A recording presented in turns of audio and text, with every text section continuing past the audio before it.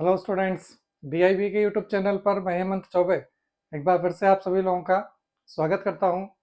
जैसा कि आप सभी लोगों को जानकारी है कि हम एमपीपीएससी में असिस्टेंट प्रोफेसर के लिए समाजशास्त्र विषय की कक्षाएं चला रहे हैं और यूनिट नंबर 3 से हमने ये कक्षाएं प्रारंभ करी हैं। और यूनिट नंबर 3, जैसा कि आप सभी लोगों को जानकारी है कि बहुत इम्पोर्टेंट यूनिट है। और ये जो यूनिट है यह है समाजशास्त्री सिद्धांत की यूनिट। इस यूनिट में हम क्या क्या पढ़ चुके हैं एक बार फिर से मैं आपको बता देता हूँ। संरचनात्मक सिद्धांत में हमने नडेल, रेडक्लिफ, ब्राउन ये कंप्लीट कर लिया है। प्रकार्यात्मक सिद्धांत में मालिनोव्स्की, दुर्खीम, पार्सन्स ये तीनों कंप्लीट हो चुके हैं। आप में से जिन लोगों ने ये लेक्चर्स नहीं देखे हैं वो यूट्यूब पर प्लेलिस्ट पर जाकर के ये सारे लेक्चर्स देख सकते हैं। आज प्रकार्यवादी सिद्धांत के अंतर्गत आपके सिलेबस में जो लास्ट थिंकर दिए हुए हैं वो कौन है? आर के मर्टन। आज हमें आर के मर्टन को पढ़ना है। और आर के मर्टन ने जो प्रकार्यवादी सिद्धांत दिया था वो काफ़ी महत्वपूर्ण सिद्धांत है। उसके पीछे कारण ये है कि मर्टन ने जो शास्त्रीय सिद्धांत की जो एक विचारधारा थी प्रकार्यवाद की, उसका अपोज किया और काफ़ी विस्तृत रूप में इन्होंने अपने प्रकार्यवादी सिद्धांत को रखा है। चलिए स्टार्ट करते हैं। आर के मर्टन। सबसे पहले मर्टन का जो जन्म हुआ है 1910 में और इनकी डेथ 2003 में हुई है। मर्टन ने कई सारी बुक्स छोटे छोटे रूप में लिखी हैं, लेकिन इनकी सबसे इम्पोर्टेंट बुक है जो आपको याद रखना है वो यही है, social theory and social structure. और ये 1949 की बुक है। आपसे पूछ सकते हैं कि मर्टन ने अपना प्रकार्यवाद सिद्धांत किस बुक में दिया है, तो वो बुक का नाम क्या है? Social theory and social structure. ये बहुत इम्पोर्टेंट बुक है, मर्टन की बुक है। मैंने आपको पहले ही बताया था कि बुक्स आपको इस तरीके से याद होना चाहिए जिसमें आपको ऑप्शंस की आवश्यकता ना पड़े ऑब्जेक्टिव सॉल्व करते समय। जैसे ही आप बुक का नाम पढ़े आपके दिमाग में तुरंत क्लिक कर जाए कि ये बुक किसने लिखी है। चलिए, मर्टन के प्रकारवाद, सबसे पहले हम बात करें परिभाषा क्या देते हैं, तो मर्टन प्रकार्य को परिभाषित करते हैं। प्रकार्य क्या है? प्रकार्य वे गतिविधियां हैं जो व्यवस्था यानी कोई भी सिस्टम है उस व्यवस्था को बनाए रखने के लिए व्यवस्था से अनुकूलन करते हैं। तो कुल मिलाकर के कोई भी व्यवस्था हो, सपोज हमने बोला एक क्लासरूम है, क्लास चल रही है, वो अपने आप में एक व्यवस्था है। या स्कूल में स्कूल टाइम है और सारी क्लासेस चल रही हैं। अब उसमें मर्टन के अनुसार प्रकार जो क्या करेगा, व्यवस्था को बनाए रखने के लिए व्यवस्था से अनुकूलन करेगा। तो उस समय प्रकार क्या रहेगा? प्रकार ये रहेगा कि सभी शिक्षक अपने अपने कक्षाओं में खड़े हुए हैं, पढ़ा रहे हैं, छात्र शांतिपूर्वक उनकी बात सुन रहे हैं, पढ़ रहे हैं। ठीक, प्रिंसिपल में या जो ऑफिस है वो सब अपना ऑफिशियल काम कर रहा है, सभी लोग अपना अपना काम कर रहे हैं ताकि वो स्कूल में क्लास चलती रहे। ये उस व्यवस्था के साथ अनुकूलन है। तो ये जो कुछ भी है ये क्या है? ये प्रकार की श्रेणी में सम्मिलित होगा। सपोज कि किसी क्लास में कोई टीचर नहीं पहुंचता है तो वो प्रकार की कैटेगरी में सम्मिलित नहीं होगा, यानी वो व्यवस्था को बनाए रखने के लिए अनुकूलन नहीं कर रहा है।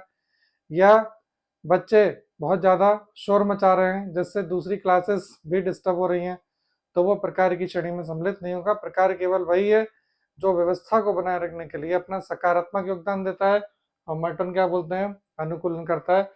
ये बहुत इंपॉर्टेंट डेफिनेशन है मर्टन की। आपसे पूछ सकते हैं डेफिनेशन देकर के कि किसकी डेफिनेशन है, तो अनुकूलन आपको याद रखना है। मर्टन कहते हैं कि सामाजिक संरचना को बनाए रखना और उसकी यथास्थिति को कायम रखना यही प्रकार का कार्य है। यानी प्रकार का कार्य क्या है? सामाजिक संरचना बनी रहे या उसकी यथास्थिति बनी रहे। यथास्थिति से मतलब क्या है कि जिस रूप में संरचना है उसी रूप में बनी रहे। वो तभी बनी हो सकती है जब उस संरचना की जो आवश्यकता है उस आवश्यकता को पूर्ण किया जाए। यदि ट्रैफिक किसी शहर में सिग्नल आता है चौराहे पर और उस सिग्नल में रेड लाइट यदि हो चुकी है, रेड सिग्नल हो चुका है, तो आवश्यकता इस बात की है कि सभी वाहन चालक अपने गाड़ियों को रोक लें और गाड़ी जंप ना करें, यानी सिग्नल को ना तोड़ें। तो वही क्या माना जाएगा, वही यथास्थिति मानी जाती है कि जैसा रूल है उसी रूल को फॉलो करना है और उसी से संरचना बनी रहेगी। मर्टन ने अपने प्रकारवादी विश्लेषण की अवधारणा जिनसे ग्रहण की है वो कौन कौन है? मेलानोव्स्की हैं, रेडक्लिफ ब्राउन है और क्लाउडे क्लूखन। तो यहाँ आपसे पूछा जा सकता है कि मर्टन के ऊपर किन किन मानव शास्त्रियों का प्रभाव रहा है, तो ध्यान रखिएगा कौन कौन है, मेलानोव्स्की, ब्राउन और क्लाउडे क्लूखन। ये 3-4 लोग हैं जिनके विचारों का प्रभाव किसके ऊपर पड़ा? मर्टन के ऊपर पड़ा है। मर्टन ने प्रकार शब्द के निम्नलिखित 5 विभिन्न अर्थ बताए हैं। देखिए ये बहुत इंपॉर्टेंट है क्योंकि मर्टन ने क्या किया है, प्रकार, एक्चुअली प्रकार इंग्लिश में हम क्या बोलते हैं? फंक्शन।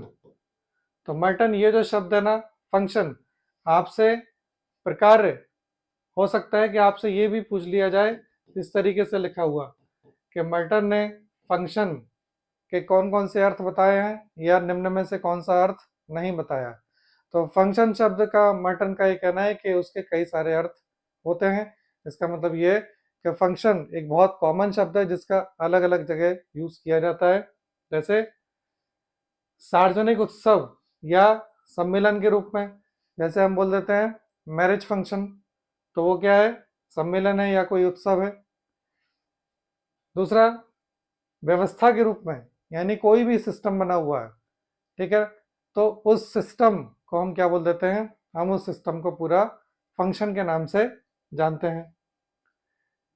प्रकार एक सामाजिक पद पर आसीन व्यक्ति के कार्यकलाप के रूप में, यानी कि कोई व्यक्ति है वो कोई पद धारण किए हुए है, जैसे हमने बोला functions of controller and auditor general, नियंत्रक एवं महालेखा परीक्षक के कार्य, ठीक।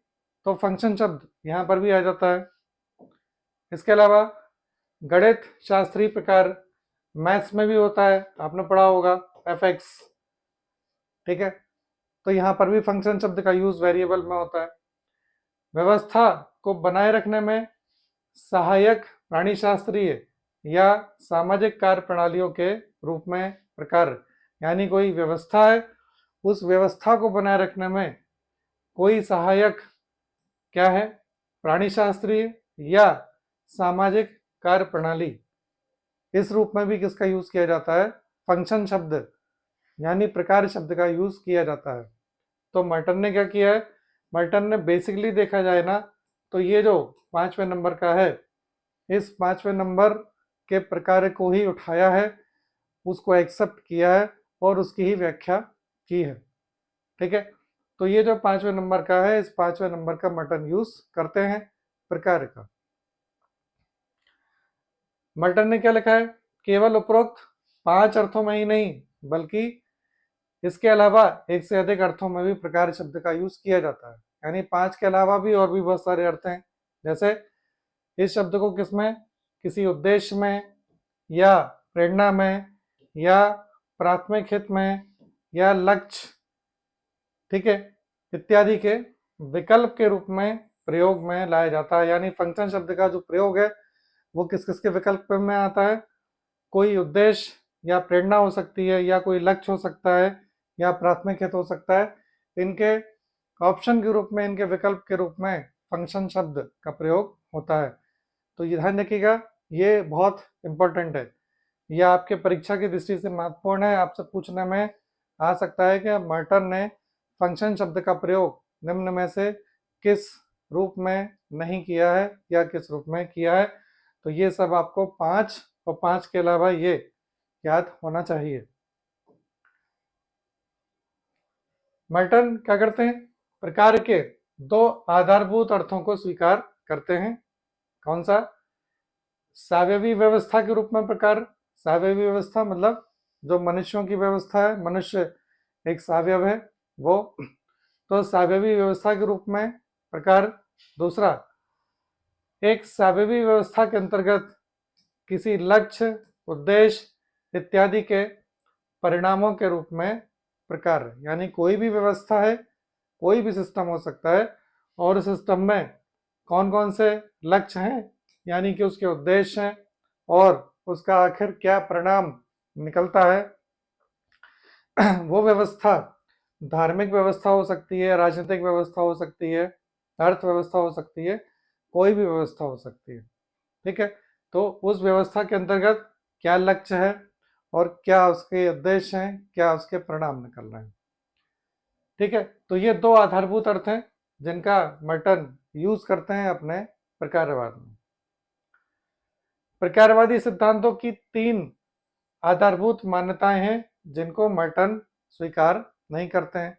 एक्चुअली मर्टन के पहले जो प्रकारवादी सिद्धांत था, जिसे हम शास्त्रीय प्रकारवाद के नाम से भी जानते हैं, तो उस प्रकारवाद में तीन अवधारणाएं बहुत ज़्यादा चलन में थी, जो लगभग सभी जितने प्रकारवादी विद्वान थे उन्होंने उन तीन अवधारणाओं का प्रयोग किया है।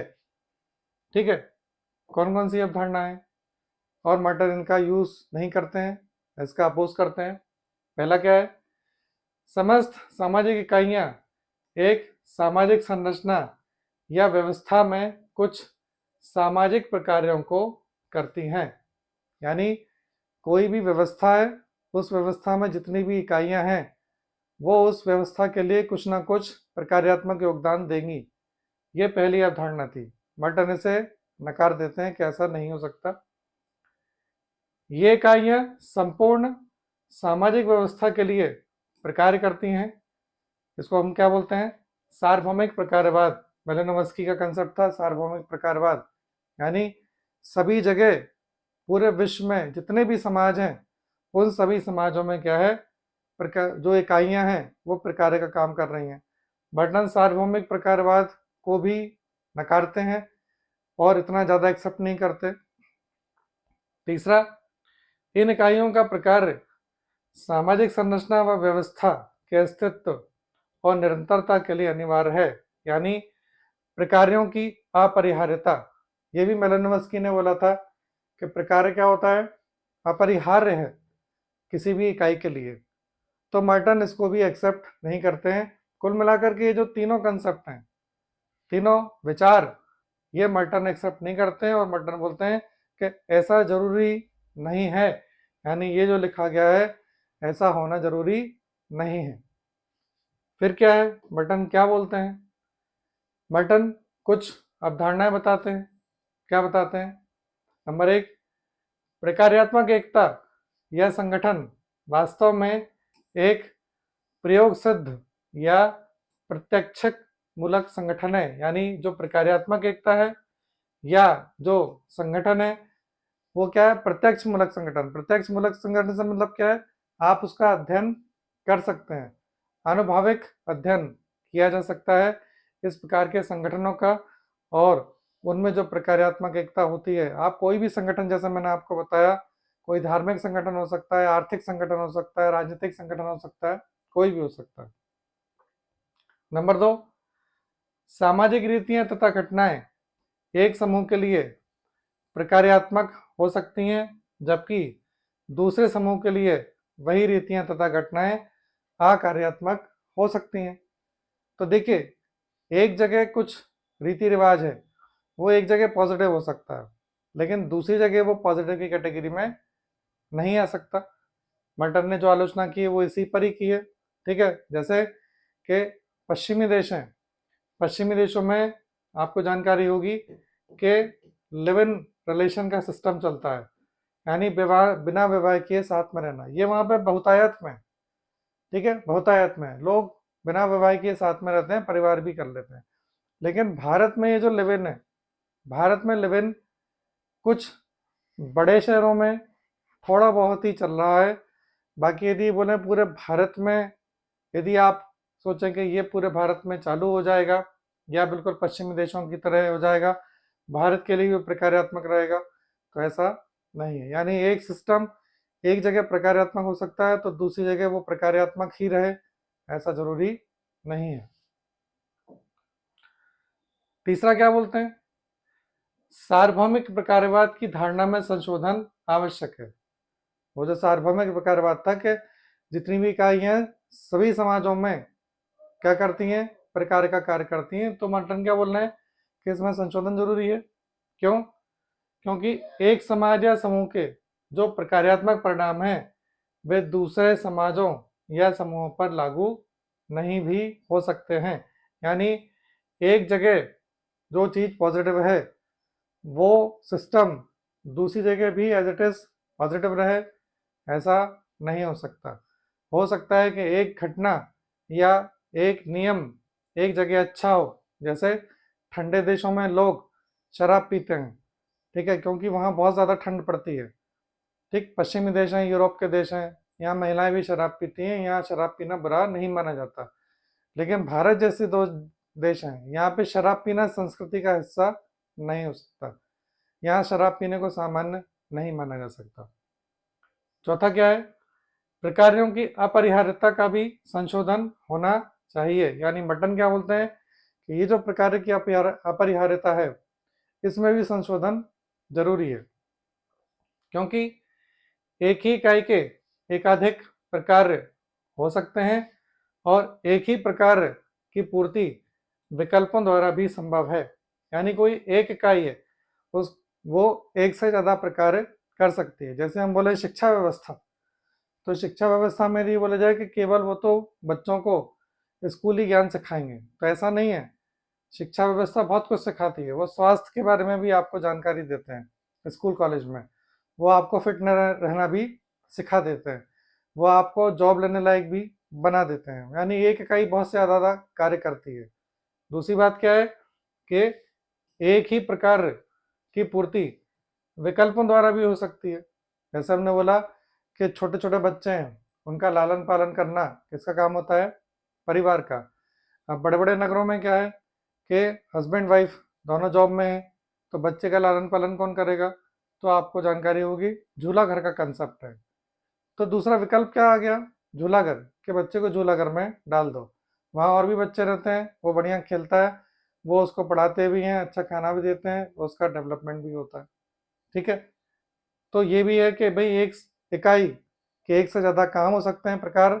और दूसरी बात क्या है कि प्रकार में भी विकल्प हो सकते हैं कि लालन पालन करने के लिए एक नहीं मिल रहा है तो दूसरा आ जाएगा। तो ये आलोचना थी मर्टन की, जो शास्त्रीय प्रकारवाद था उसको लेकर के। मर्टन ने प्रकार्यात्मक विश्लेषण के संदर्भ में 4 अवधारणाओं को विकसित किया। ये बहुत इंपॉर्टेंट है और आपसे पूछ सकते हैं इसकी डेफिनेशन कि भाई ये जो कंसेप्ट है, ये कंसेप्ट की डिफाइन या इनको डिफाइन किसने किया, डेफिनेशन किसने दी है। सबसे पहले प्रकार, प्रकार तो चलिए ठीक है, प्रकार मर्टन के अलावा और भी लोगों ने डिफाइन किया है। क्या है, वे निरीक्षित परिणाम है जो कि एक व्यवस्था विशेष के अनुकूलन या सामंजस्य को संभव बनाते हैं। यह भी मैंने आपको बताया था शुरू में कि मर्टन ने यह डेफिनेशन दी है। ठीक है, तो ध्यान रखिएगा, अनुकूलन शब्द है, सामंजस्य शब्द है, ये मर्टन की परिभाषा में आ जाता है। दूसरा दुष्प्रकार, इसको इंग्लिश में बोलते हैं डिसफंक्शन। डिसफंक्शन ये बहुत इंपॉर्टेंट है, आपसे यहां पूछने में आ सकता है कि दुष्प्रकार की चर्चा कौन करता है, तो मर्टन। देखिए प्रकार क्या है, व्यवस्था के अनुकूलन को बनाए रखते हैं, दुष्प्रकार जस्ट अपोजिट हो जाएगा, व्यवस्था के अनुकूलन को क्या कर देगा, बिगाड़ देगा। जैसे कि क्लास में शांत बैठ करके पढ़ना है, ये प्रकार है, बच्चे नहीं पढ़ रहे हैं, शोर मचा रहे हैं, टीचर को परेशान कर रहे हैं, ये क्या हो जाएगा, दुष्प्रकार। यानी कि आपने क्या किया, व्यवस्था के अनुकूलन को तोड़ दिया। जाति का नियम क्या है, जाति का नियम यह है आप अपनी ही जाति में विवाह करेंगे तो अनुकूलन बना रहेगा। इंटरकास्ट जो मैरिज कर ली तो जाति के लिए दुष्प्रकार की श्रेणी में सम्मिलित हो जाएगा। प्रकट प्रकार ये बहुत इंपॉर्टेंट है, ये सब मर्टन के बारे में आपसे ध्यान रखिएगा कि सारे के सारे कंसेप्ट किसके हैं, मल्टन के हैं। प्रकट प्रकार वे निरीक्षक परिणाम है जो कि व्यवस्था के अनुकूलन या सामंजस्य में अपना योगदान देते हैं और जो कि व्यवस्था के द्वारा मान्य तथा इच्छित होते हैं। यानी प्रकट प्रकार क्या हो गया कि जब कोई प्रकार किया जा रहा है तो उसका परिणाम हमें पता है कि ये परिणाम तो निकलेगा ही सही। क्या हो गया प्रकट प्रकार? जैसे कि सुबह सुबह उठ करके जा करके ग्राउंड में दौड़ लगाना या योगा करना, इसके पीछे प्रकट प्रकार क्या होता है? Physical fitness. हम सब जानते हैं, क्या जानते हैं कि यदि सुबह हम जल्दी उठते हैं और सुबह जल्दी उठ करके यदि हम व्यायाम करते हैं तो क्या हो जाएगा? ये फिजिकल फिटनेस हमारी बनी रहेगी। योगा कर रहे हैं, फिजिकल फिटनेस बनी रहेगी हमारी। ये प्रकट प्रकार है। प्रकट से मतलब क्या हो गया कि जो परिणाम, उसका जो परिणाम आने वाला है वो हमें पता है। ठीक। दूसरा क्या है? अंतर्निहित या अप्रकट प्रकार। ये क्या होता है?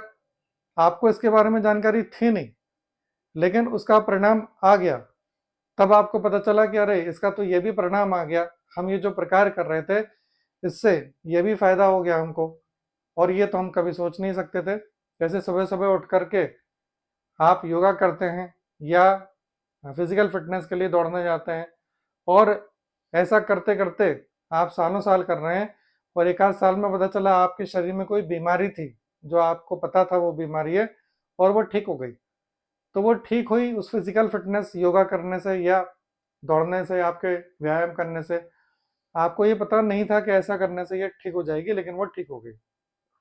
ये अप्रकट प्रकार है। जैसे हमने बोला कुंभ मेला, तो कुंभ मेले का प्रकट प्रकार क्या हो गया? लोग आएंगे वहां पे स्नान करेंगे, पूजा पाठ करेंगे, जो भी कर्मकांड है वो, ये प्रकट प्रकार है। अप्रकट प्रकार क्या है? लोग वहां आते हैं और एक साथ इतनी भीड़ होती है तो वो जो एकता है, संगठन है, उस संगठन की अनुभूति होती है, लोगों में आत्मविश्वास उत्पन्न होता है। ये अप्रकट प्रकार है। फिर एक चर्चा और होती है अप्रकार या अकार्य की। ठीक है। अकार्य क्या है? ऐसी गतिविधि जिसके होने या ना होने से व्यवस्था में कोई अंतर नहीं आता है। यानी अकार्य क्या है? अकार्य किया भी जा रहा है लेकिन व्यवस्था में से कोई परिणाम, ना तो कुछ पॉजिटिव ना कुछ नेगेटिव। जैसे कोई स्टूडेंट है, वो तैयारी कर रहा है, ठीक है, हॉस्टल में रात भर जग रहा है, और भी लोग जग रहे हैं, पढ़ाई कर रहा है।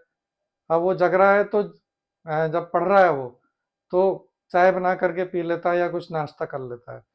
तो वो चाय पी रहा है, नाश्ता कर रहा है, इससे उस व्यवस्था के ऊपर कोई भी प्लस या माइनस कुछ नहीं हो रहा।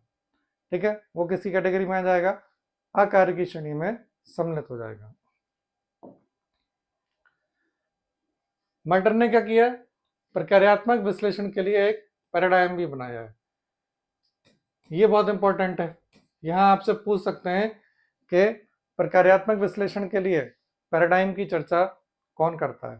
पैराडाइम से मतलब क्या है कि मल्टन ने कुछ नियम बताए और उसमें टोटल 11 पॉइंट्स हैं, 11 बिंदु हैं, और उसके आधार पर क्या है, मल्टन प्रकार का अध्ययन या प्रकार की व्याख्या करने का एक पूरा चार्ट तैयार कर देते हैं। वो पैराडाइम की कैटेगरी में आता है। ये इंपॉर्टेंट है, आप ध्यान रखना है, आपको अच्छे से याद होना चाहिए कि प्रक्रियात्मक विश्लेषण के लिए 11 सूत्रीय 11 पॉइंट्स बेस्ड जो पैराडाइम है वो कौन बनाता है? मल्टन। पहला क्या है? ऐसे मत जिनके प्रकारों की पहचान करनी है।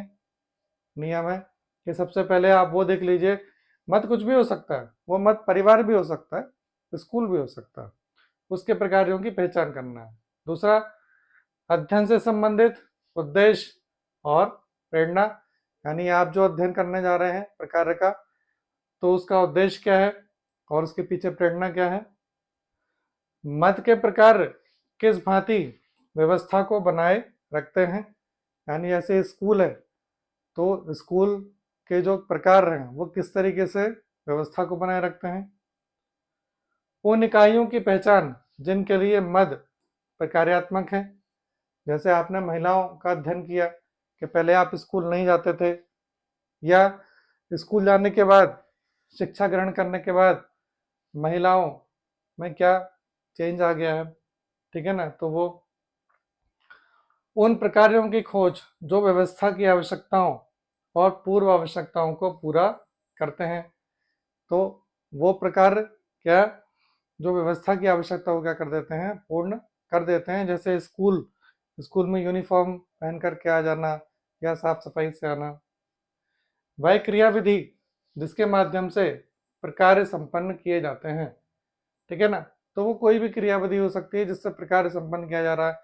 जैसे कि स्कूल में टीचर आ रहा है क्लास में, तो पहले लेसन से लेकर के वो 10वें लेसन तक स्टेप बाय स्टेप पढ़ा रहा है।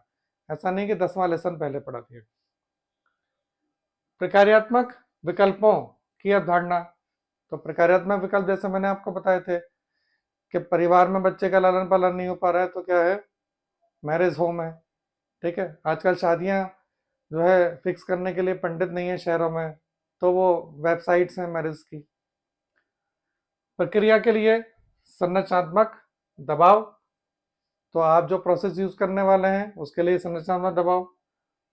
गतिशीलता और परिवर्तन, यानी कि पिछले कई वर्षों में क्या हो चुका है, समाज में जो गतिशीलता आई है उसके चलते जो परिवर्तन आया, उससे मतलब उसका अध्ययन करना या वो भी ध्यान में रखना है आपको। जैसे आज से 20 साल पहले शिक्षा व्यवस्था जो थी, आज उन शिक्षा व्यवस्था में क्या परिवर्तन आ चुका है और उसका क्या प्रभाव पड़ा है, वो सब सारी चीजें। प्रकार्यात्मक मान्यताओं और आवश्यकताओं की पूर्ति का युक्तियुक्त प्रमाणीकरण, यानी जो प्रकार्यात्मक मान्यता है, जो पहले से ही एक विश्वास है कि हाँ ऐसा होता है, उसको प्रमाण से प्रस्तुत करना या दावा अपना प्रस्तुत करना, साबित कर देना उसको कि हाँ ये सही है। प्रकार्यात्मक विश्लेषण से जुड़ी हुई वैचारिक समस्याएं, ठीक है।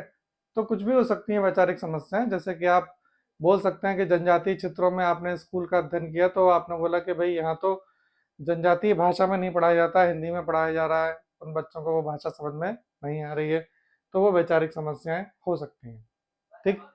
तो ये पूरे 11 पॉइंट्स हैं, तो ध्यान रखिएगा कि ये एक परिणाम है जो मर्टन ने प्रस्तुत किया है प्रकार्यात्मक विश्लेषण के लिए 11 बिंदुओं का। तो ये मर्टन के साथ ही आपका जो प्रकार्यवादी सिद्धांत है ये समाप्त हो जाता है आपके सिलेबस में। इतना ही था। जो नेक्स्ट लेक्चर है उसमें हम अंतःक्रियावादी सिद्धांत प्रारंभ कर देंगे, ठीक।